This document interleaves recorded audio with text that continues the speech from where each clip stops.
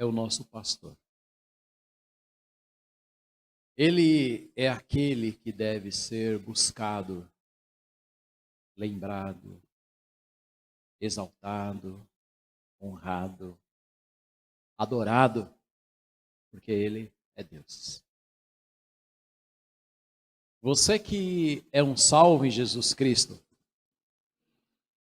você é ovelha do pastor, Jesus Cristo. E Deus colocou homens de maneira específica nas igrejas para que eles tenham a tarefa de agirem como ministros da reconciliação. Pessoas chegam nas igrejas quebradas, sem esperança, desmotivadas.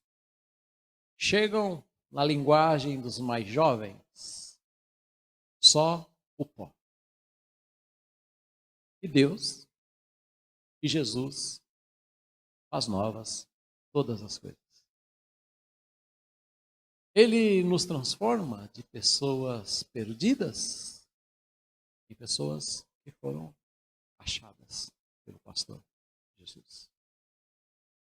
De pessoas sem esperança em pessoas agora que têm um cântico novo nos lábios. Pessoas com esperança. Pessoas que são nutridas pela palavra e que sentem alegria em cantar, em exaltar o nome de Deus, em estar presente no culto, na igreja local. Deus transformou você e já o recebeu como Cristo, como Salvador.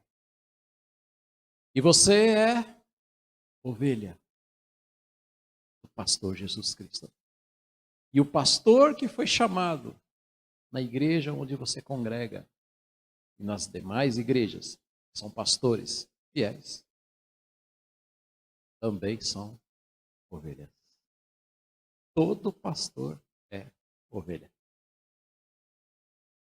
No Antigo Testamento, a ovelha dava a vida pelo pastor, no sentido de ser sacrificada. Na Nova Aliança, o pastor deu a vida pela ovelha, para que essas possam ter. Abra comigo, por favor, lá em Lucas, capítulo de número 15. Evangelho de Lucas, capítulo de número 15. E nós faremos a leitura do 1 ao 7, tá?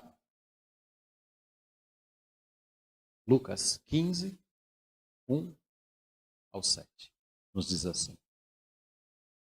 Chegavam a ele, ou seja, Jesus, todos os publicanos e pecadores para o ouvir.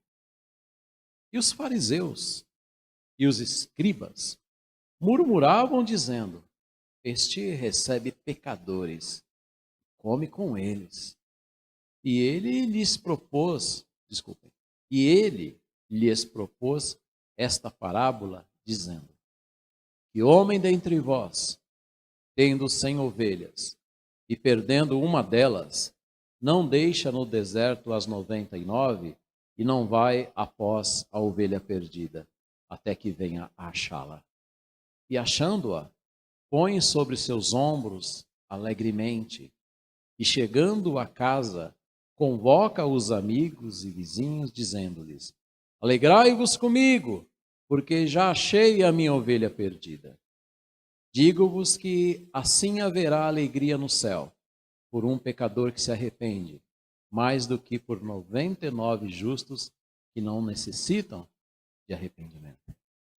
O texto nos diz que, num determinado momento, quando fariseus e escribas olham e percebem que Jesus Cristo recebia pecadores, numa linguagem da época, grandes pecadores e publicanos, e Jesus lhes dava atenção.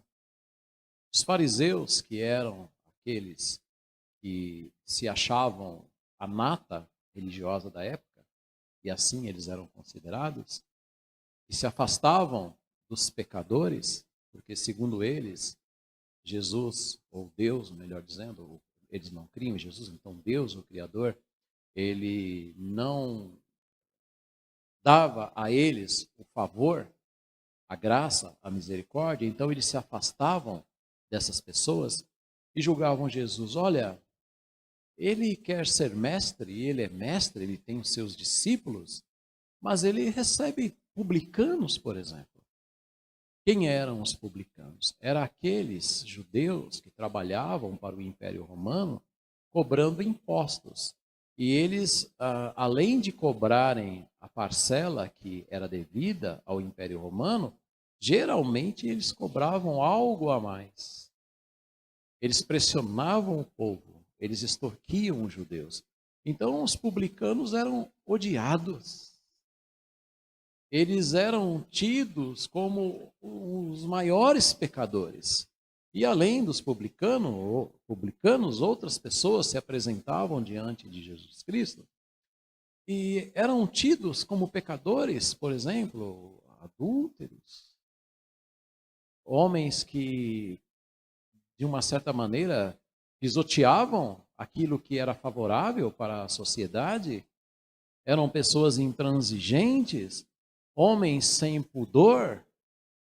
Então, os fariseus e os escribas, que eram aqueles responsáveis pelas cópias, pelos livros, eles olhavam e pensavam, como é que pode uma coisa dessa? Ele quer ser mestre, ele tem os seus seguidores, os seus discípulos, os seus talmidins, e ele dá atenção para essas pessoas. Que coisa! Como pode uma coisa dessa? Então, eles, no coração, eles tinham a seguinte opinião pessoal. Nós não somos assim. Nós somos diferentes. Nós não somos como esses pecadores. Nós somos pessoas que buscam a Deus e Ele derrama o seu favor sobre nós. Nós somos dignos de sermos imitados. Olha nós aqui. Somos pessoas que buscam a Deus, mas esses daí não buscam a Deus. Não buscam o Senhor. E Jesus anda com eles. Ou seja, na mente destes que faziam parte da liderança religiosa, eles eram quase que perfeitos. Eles eram dignos de serem imitados. E aqueles pecadores que andavam com Jesus, eles deveriam ser humilhados, deixados de lado, não ser dada atenção para eles. Então, em vista disto, destes rótulos, desses pensamentos, daquilo que se falava, desses julgamentos, Jesus olha para estes homens e ele propõe uma parábola. E a palavra parábola, ela tem a ideia de trabalhar dentro do nosso senso comum, daquilo que conhecemos, do conhecimento de mundo, aquilo que é do dia a dia, que é corriqueiro, que nós conhecemos. E trabalhar, então, dentro dos nossos conceitos, apontando para verdades espirituais. Ou seja, a parábola, Jesus ensinou parábolas, atingindo o conhecimento pessoal das pessoas, apontando para verdades espirituais. Coisas que todos conheciam. E por meio desse conhecimento, Jesus alcançou o ensino que ele desejava no coração, desejando a transformação, para que as pessoas pudessem conhecer melhor o reino. Jesus, então, ele quebra os paradigmas da época. Porque os mestres religiosos ensinavam a ideia de se distanciar dos pecadores. Não havia proximidade. O doente, o pobre e os que visivelmente pecavam eram vistos como que estando debaixo do julgamento de Deus. Em vista disto, os líderes religiosos se afastavam, como sinal de que Deus também se afastava, e por Deus se afastar destes pecadores, eles também tinham a mesma ação como sinal da aprovação do que Deus fazia, segundo o conceito deles. Contudo, Jesus era diferente. Ele convivia com o povo. Ele participava de festas. Ele participava de casamento. Ele dormia na casa dos amigos. Por exemplo, a família de Marta, de Lázaro e Maria. Ele era atencioso para com as crianças, que eram humilhadas pelos líderes religiosos. Ele dava atenção para os velhos, que eram humilhados pelos líderes religiosos. E havia um distanciamento. Os pobres estavam ao lado dele. Os famintos, os doentes, os maiores pecadores. Num determinado momento, Jesus olhou para um publicano, Mateus, que era então publicano, já aprendemos, um cobrador de imposto, desprezado por todos, odiado. E Jesus falou: abandone tudo e venha, ande comigo. Jesus quebrou os paradigmas. E isto incomodava os líderes religiosos. Esta postura de Jesus Cristo. No versículo 1, nós podemos perceber que se aproximavam de Jesus os publicanos. Como dissemos, eles extorquiam o povo. E esses publicanos chegaram até Jesus para fazer algo sublime, algo muito importante. É que eles queriam ouvir Jesus Cristo. No versículo 2, os fariseus e também os escribas murmuravam, ou seja, eles reclamavam da postura de Jesus Cristo. Mais uma vez, eles diziam: olha, ele recebe pecadores. E não somente recebe pecadores, ele se alimenta com eles.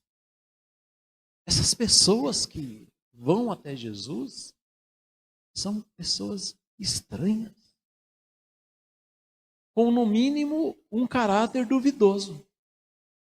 Como ele pode ser mestre se convive entre aqueles que não contam com a graça e a misericórdia de Deus? Era o que eles diziam. Assim eles pensavam. E isto então levou Jesus a fazer o que nós chamamos de uma trilogia de parábolas. Quais são elas? A ovelha perdida, nós já lemos.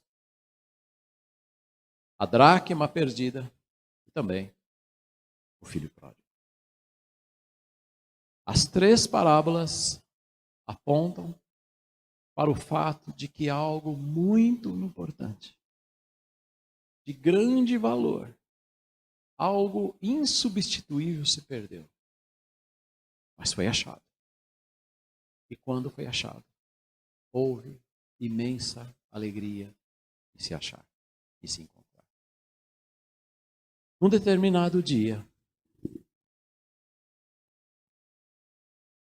versículo capítulo 15, parábola da dracma perdida. Um determinado dia, uma moça recebe seu noivo e ele chega com um presente. Dracmas, como se fossem moedas. A dracma em si, você vai encontrar a partir do versículo 8. Ela em si não havia nela, melhor dizendo, um valor monetário. Não era esse o valor. O valor era sentimental. O noivo procurou a noiva e disse: olha, aqui existem 10 dracmas, 10 moedas. Elas representam a minha aliança com você. Eu vou, um dia eu voltarei e eu quero achar as 10 dracmas. Você estando com as 10 dracmas, você estará mostrando o quê?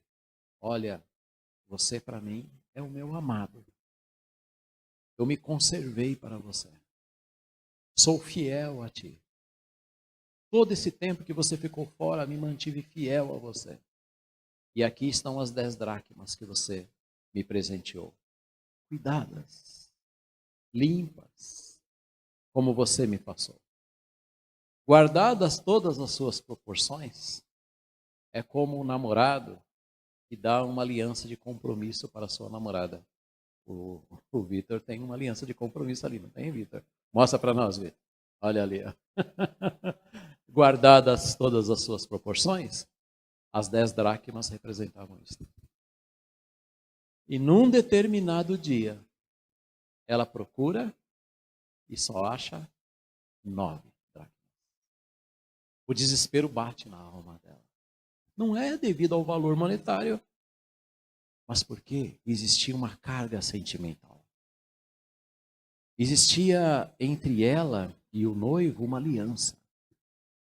O noivo chegaria e ele perguntaria: cadê as 10 dracmas perdidas? Cadê a nossa aliança? O nosso símbolo de aliança?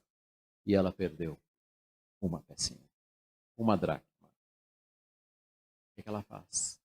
O desespero bate e ela começa a procurar. Perdi algo de grande valor. E ela procura, ela varre a casa, ela levanta, quem sabe, os tapetes, ela verifica em todos os lugares e nada de encontrar. Aí ela fala: procurarei novamente porque é muito especial. Eu preciso achar. E procure, e de repente, quem sabe, ela viu algo brilhando. Ela abaixa e ela vê, é a dracma. E ela pega aquela dracma e ela fica emocionada. Ela se alegra e ela diz: achei a minha dracma perdida. Mas esta alegria não ficará só comigo. E ela chama as melhores amigas e diz assim: eu havia perdido a dracma.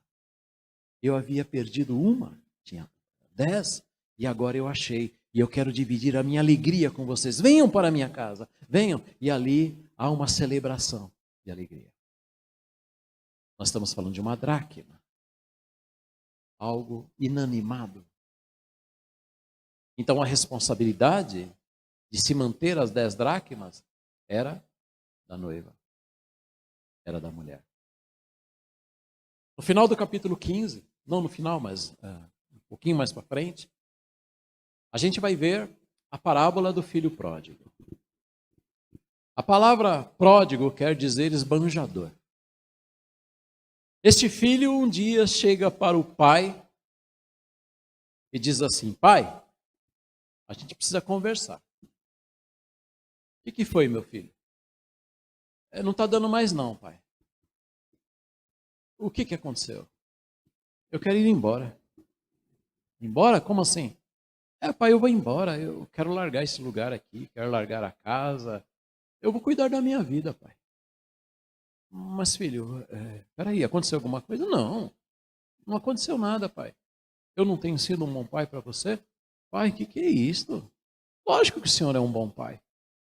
Eu não tenho nenhuma acusação contra o senhor. É que para mim não dá mais, pai. O senhor quer que eu viva de um jeito.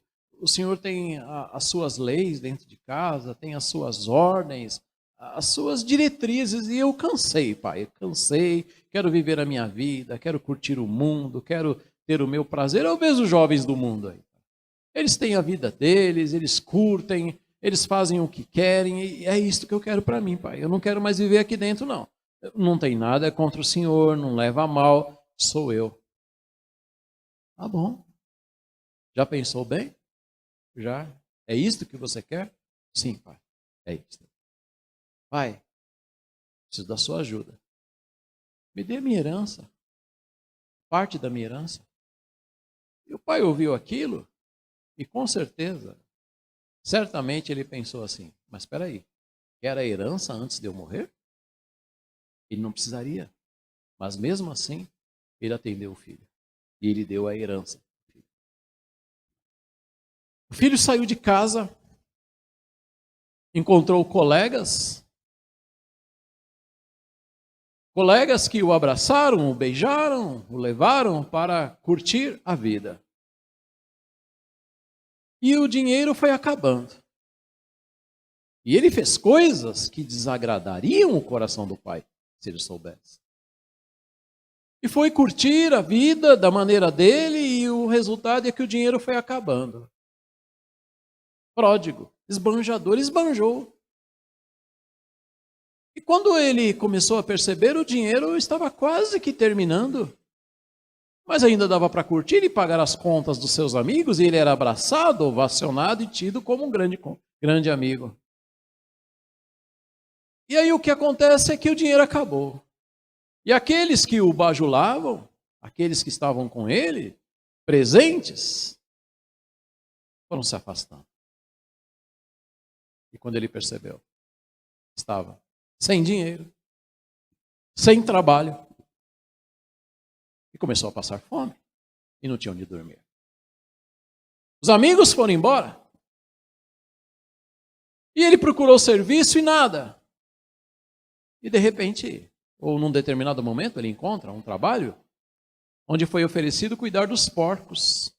Para ele, sendo judeu, isso era um ultraje à fé. Mas ele aceitou para ter onde dormir. E em determinados momentos, ele sentia tanta fome que ele teve desejo de comer as bolotas que os porcos comiam. Mas um dia, ele começa a pensar na vida que ele tinha com o pai. Ele lembra do amor do pai, do carinho do pai. Ele lembra que o pai dele cuidava muito bem dos empregados. Todos tinham onde dormir, alimento, e ele diz: preciso voltar para a casa do meu pai. Mas eu não quero voltar como filho porque eu não mereço, eu vou voltar como empregado. Eu vou falar: pai, me dê um trabalho. Porque pelo menos assim eu saberei que terei o que comer. Ele estava passando muita fome, maltrapilho, com aparência ruim, havia emagrecido muito, perdeu tudo. E ele resolveu: vou voltar para a casa do meu pai. Foi pensando certamente, como será a reação do meu pai? Ele tem todo o direito de me expulsar. E ele chega no horizonte. E ele contempla a casa do pai. E ele olha e pensa: será que eu devo me aproximar? Mas é minha última esperança e única. E ele se aproxima. E ele é visto pelo pai. E antes dele chegar, dele dar novos passos, o pai o vê. E o pai corre na presença do filho. E o abraça, e o beija, e o leva para casa. E ele diz para os funcionários: olha, o meu filho precisa tomar banho. O meu filho precisa de roupas novas. O meu filho precisa se alimentar. O meu filho precisa de sandálias. Deu o anel da família para ele para mostrar a autoridade, porque aquele que havia se perdido foi achado. E foi feita uma celebração. Porque aquele que se perdeu, ele foi achado. Ele voltou e todos se alegraram. Arrependimento. A responsabilidade, neste caso, era do filho. E ele foi embora. Ele disse: não quero mais isto. E foi embora. O pai não o procurou. O pai esperou. E certamente orou por ele. O pai, nesta parábola, a partir do versículo 11, representa Deus. O filho pródigo é aquele que resolveu, no coração, abandonar o pai. E foi embora. Foi gastar a saúde, o dinheiro, tudo que possuía, de maneira dissoluta. E aí nós temos a parábola da ovelha perdida, que é o texto lido. A ovelha é um animal dependente demais do pastor. A ovelha é um animal quase míope. Não enxerga muito bem o que está à sua frente. Muitas vezes tendo inclusive de dificuldade de perceber que à sua frente está o lobo, o devorador. Geralmente a ovelha é teimosa. Ela tem dificuldades para conseguir alimento.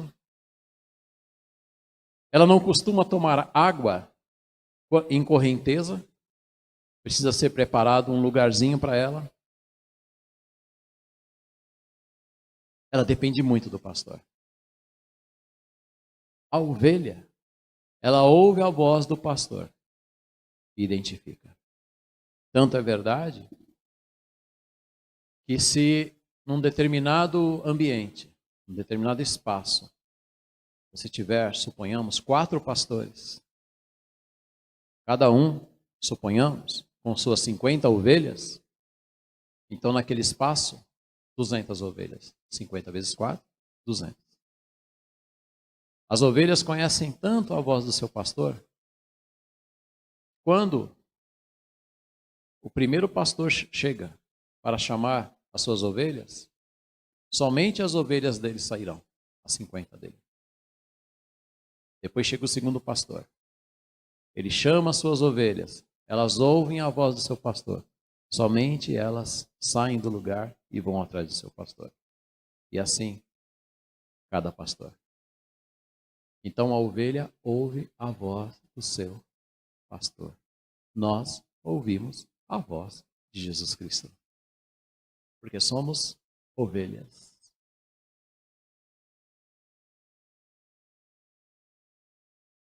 E como é verdade que nós somos dependentes do nosso pastor. Louvado seja o Senhor por isso. Porque nós somos dependentes dele. Estas 3 parábolas apontam então para o fato de que algo de muito valor se perdeu e que houve imensa alegria em se achar. O que acontece é que o pastor, no versículo 4, ele vai em busca da ovelha que se perdeu. Jesus é retratado como pastor que toma a iniciativa em buscar o pecador que se perdeu. Como esta ovelha que se perdeu. Isto distinguia e muito do ensino dos rabinos da época, que diziam que eram os pecadores que deveriam buscar a Deus. Aí a gente pensa assim, a diferença das 99 ovelhas não foi o fato de que aquelas 99, elas não eram teimosas também. Elas eram teimosas. Mas teve uma em especial que fez o quê? Ela se distanciou. Agora, pensa assim comigo, ó. Jesus não esmaga o pecador. Aquele que se distancia. Ele nos restaura. Ele nos trata consoante, não as nossas acusações. Ele nos trata segundo as suas muitas misericórdias. Assim como aquele pastor teve misericórdia daquela ovelha. A gente pode aprender nesta parábola que o pastor Jesus ama a todos de maneira individual.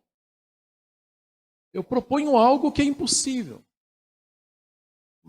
Contudo, mostra para nós um pouquinho do que queremos afirmar. Se em todo o planeta, nesses quase 8 bilhões de pessoas já, se apenas você fosse pecador, impossível isso, logicamente. Mas se apenas você fosse pecador, Jesus teria vindo a este mundo e morrido somente por você. Porque Ele ama a todos individualmente. O pastor da parábola não se contentou com as 99 que estavam seguras, desistindo da ovelha distraída. Porque Ele ama a todos individualmente. E dentro da nossa realidade, como Deus busca o que está distante? Bom, Ele busca pela palavra semeada, usando a igreja, as nossas orações, o carinho dos irmãos. Apenas numa figura de linguagem, imagine aquela ovelhinha chegando, conduzida pelo pastor, uma figura de linguagem, tá? E as 99 ovelhas acusando ela. Tá vendo? Tá vendo? Você foi embora, você se dispersou e você voltou. E todos apontando, acusando e falou, você merece. Porque veja, ela foi trazida no ombro, no colo, dependendo da tradução. É sinal que ela estava cansada, possivelmente machucada. Então, quando nós temos um caso em que uma ovelha se distanciou, esta ovelha precisa de ajuda. E as 99 que continuaram no aprisco, e não estamos falando necessariamente da igreja, mas que continuaram fiéis a Deus, que continuaram andando próximo ao pastor, essas ovelhas não acusam, elas estimulam. E Deus usa as situações. Deus usa as lembranças. A gente sabe que Jesus deixou a sua glória nos céus para nos buscar. O pastor da parábola, ele correu muitos riscos para encontrar a ovelha perdida. Os locais eram áridos, coiotes, ladrões. O deserto, ou no deserto, é muito frio, é um frio intenso. À noite, calor extremo durante o dia. E mesmo avaliando todos os perigos, havia algo muito precioso que se perdeu e que precisava de ajuda. Vamos ler, vá comigo, por favor, até Filipenses. Eu convido você a ler Filipenses capítulo de número 2, o versículo é o número 7. Filipenses 2, 7 nos diz assim. Vamos ler a partir do 6. Falando sobre Jesus, tá? Nos diz assim. Que sendo em forma de Deus, não teve por usurpação ser igual a Deus. Olha o 7. Mas esvaziou-se a si mesmo, tomando a forma de servo, fazendo-se semelhante aos homens. Jesus se esvaziou. Ele se tornou homem. Ele se encarnou, não reencarnou. Ele se encarnou, ou seja, ele se tornou carne para morrer em nosso lugar. Ele se fez homem. Então, Filipenses capítulo 2, versículo 7 nos ensina que Jesus, o nosso pastor, se esvaziou da sua glória celestial, de seus privilégios, e ele se fez carne. Ele sofreu, foi perseguido, cuspido, humilhado, chicoteado, zombado, traído, e foi pregado numa cruz. Qual a razão? Por nos amar e desejar que cada um se arrependa dos seus pecados. Ele nos comprou com a sua morte. Ele suportou na sua carne o flagelo pelos nossos pecados. Ele bebeu sozinho o cálice do julgamento de Deus e morreu para que você, para que eu, para que a gente se arrependa e seja feito filho de Deus. Ó bendito amor. Ó sublime amor. Ó perene amor, o amor de Jesus Cristo por nós. No versículo de número 5, o pastor carrega no colo a ovelha se for necessário. Ele toma a ovelha, o pecador arrependido, ele toma aquele que tem necessidade nos seus braços eternos e nos conduz para estarmos próximos a ele. No versículo de número 6, nós podemos perceber que houve uma celebração, porque a ovelha foi achada, porque ela voltou. No versículo 10, nos diz assim: os anjos se alegram pelo pecador arrependido. Há festa nos céus. Os céus festejam o que volta para Deus. Perceba algo. Na parábola da ovelha perdida, geralmente o que passa em nossa mente é assim, ó. A ovelha perdida ela representa aquele que não vai mais na igreja. E as 99, aquelas que estão na igreja. Ou podemos dizer até, pensamos assim. A ovelha perdida é aquela que disse assim: não quero ser mais crente. Não quero ser mais cristão, não. Está muito chato ser cristão. Não é isto. Esta representatividade é do filho pródigo. É ele quem disse: não quero mais. A ovelha perdida representa aquela que se distraiu. Ela foi olhando para as pastagens, ficando um pouco mais distante do pastor. Mas não é que ela resolveu isto e falou: não quero mais. É que ela não vigiou. E quando ela percebeu, ela não sabia mais voltar para casa. Não sabia mais voltar para próximo do pastor. O âmago da passagem é ensinar sobre o arrependimento. E a alegria que a mudança de postura traz para a pessoa e para o mundo espiritual. Eu preparando essa mensagem, eu lembrei de um fato. Certa vez uma família entrou em contato comigo, família cristã, pai fiel, a mãe fiel, e disse assim: olha, estamos com um problema com a minha filha. Ela não está mais sendo fiel às coisas de Deus. Ela se envolveu com um namorado incrédulo. E por mais que a gente mostre para ela que isto contradiz a vontade de Deus, ela está namorando com ele, ela se diz cristã. Ela não quer ficar longe do pastor da igreja, Jesus. Ela não quer ficar longe da igreja em si. Mas ela acha que pode olhar para novos pastos e mesmo assim andar com Jesus. E o namorado usa drogas, inclusive. E ele é ateu. E ela acha que está tudo bem. Então ela não disse assim: eu não quero mais saber de Jesus. Vou ficar com meu namorado. Ela não disse assim: cansei de ser cristã.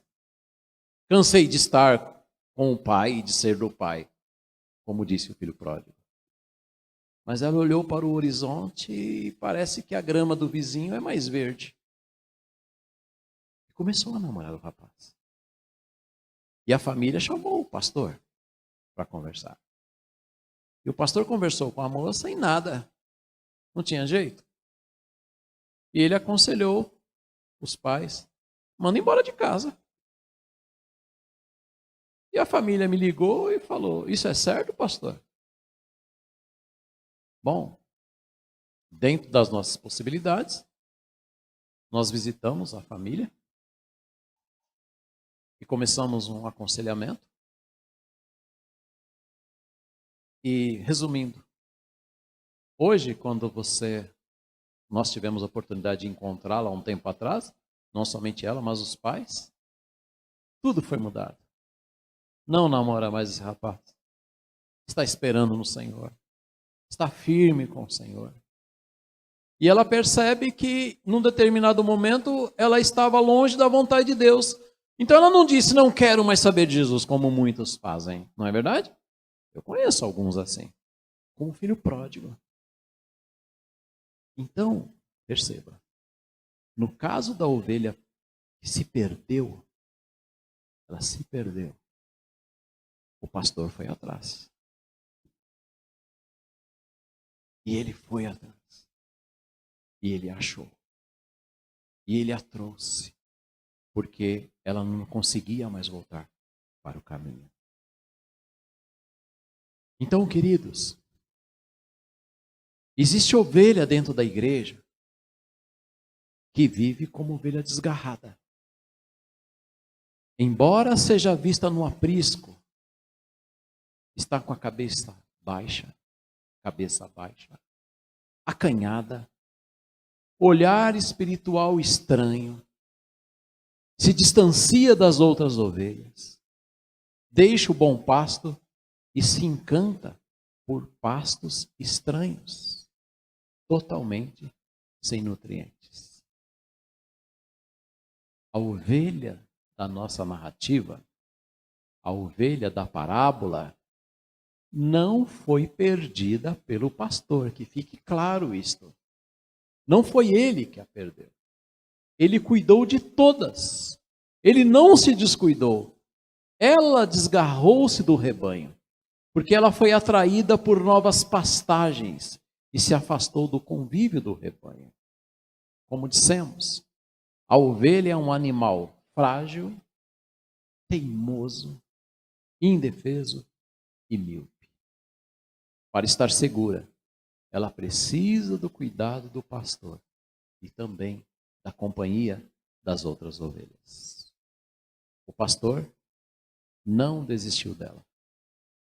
Ele deixou as 99 em segurança, porque talvez alguém lendo poderia pensar, mas espera aí, ele foi atrás de uma e deixou as 99 ali largadas? Não, ele deixou em segurança, possivelmente num aprisco fechado e com um detalhe, os pastores possuíam os seus empregados, os seus servos, então ele deixou alguém cuidando daquelas 99 ovelhas.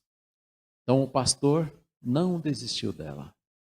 O pastor colocou ela sobre os ombros, levou, dependendo da sua tradução, estará escrito gostoso ou alegre. Ou seja, ele estava cheio de júbilo. E quando ele chegou ali com aquela ovelha, então, que possivelmente estava cansadinha, quem sabe estava ferida, o texto nos diz que ele se alegrou. Ele chamou a todos e falou: venham se alegrar, venham festejar comigo, venham celebrar, porque eu tenho uma reintegração no rebanho. Esta ovelhinha que foi andando e acabou se perdendo. É assim que Deus faz conosco. Filho pródigo, Deus, o Pai, representando Deus, perdoou e disse: venha, filho. Você foi embora, você disse não para mim, mas eu estou aqui para te receber. E as ovelhas que porventura, num determinado momento, não entendem o que está acontecendo e são como uma ovelha desgarrada, o que Deus faz conosco é que Ele nos recebe porque Ele não desiste de nos amar. O nosso Senhor não abre mão de nos manter em sua presença. Que graça maravilhosa. Que bendito amor, o amor de Deus por nós que perdoa o arrependido.